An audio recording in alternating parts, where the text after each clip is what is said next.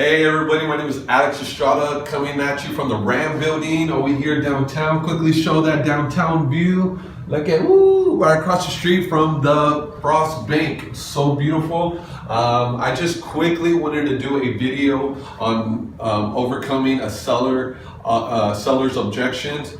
There's one specific thing that I always get, or commonly that's common, that I always get when I speak to sellers about where I need to be versus where they're at. And I'm sure some people get it too, so I wanted just to show how I kind of do a mind shift, or I get the seller to mind shift to think differently, get them to think the way I need them to.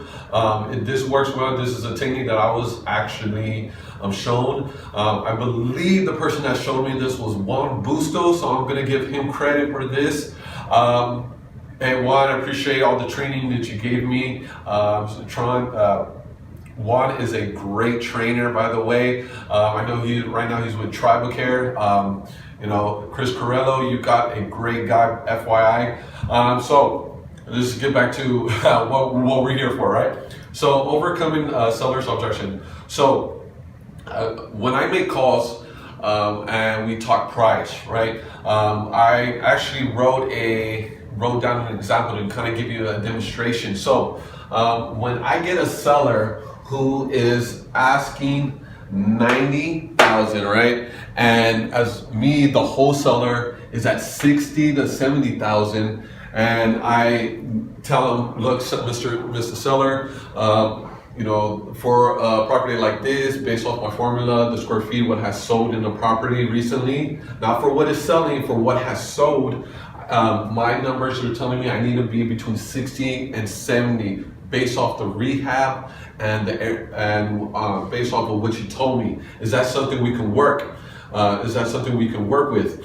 They're like, no, getting between 60 and 70, I'm pretty much giving it away.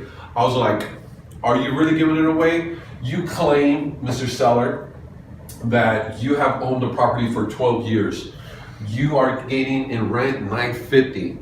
Okay, you purchased back 12 years ago at $45,000 for this 3-bedroom, 2-bath, and you're paying taxes and insurance for $2,150 a year. Now let's do the math. Let's see if you really are getting it. Okay, and believe it or not, I actually do the math with them. Okay, I go over this same situation with them based off their numbers. I reiterate to them what they told me, and I do the math. Okay, so you're claiming that at 60, 70, you're just giving the price away, that you're not getting your money. Okay, well, let's see. So yeah, so you are telling me that for 12 years, you've been getting $950 per month. So let's do the math. So 12 times 950, 12 times 950, okay, that is, you're doing the math with me, that is $11,400 a year. Okay, so and with taxes minus $2,150 a year, so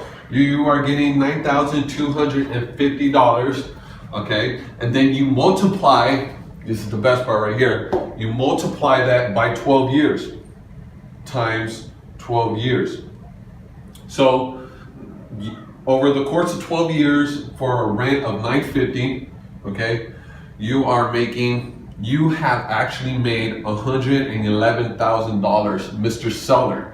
So congratulations, you not only have doubled your money, but you doubled and a little more. So you bought it back 12 years ago at $45K, okay, 12 years ago.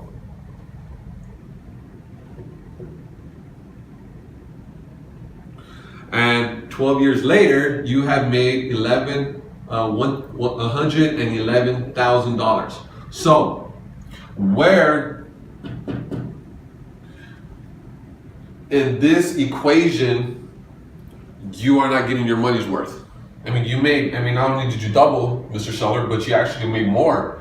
And what you sell it for, which is going to be between 60 and 70, based off what I see when I go do the walkthrough, you have altogether, let's just say I get it at 65, right? 65K, right? Plus This shit's everywhere. Plus the 1,100,000.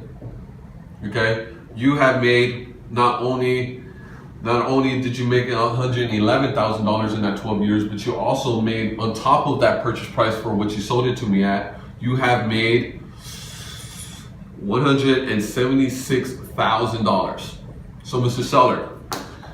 Seller, would you really say that you're not getting your money's worth and that you're letting the property go? You see, I use this strategy to overcome that objection. I get them to rethink about what they're telling me, okay? And this allows the seller to switch his mindset, get away from this whole, I'm giving away property, and reconsider your offer. Now, this is a great strategy that I use. There's nothing wrong with challenging sellers, okay? You can challenge sellers, but do it the right way. Don't try to BS them, okay? Here, I'm not BSing them.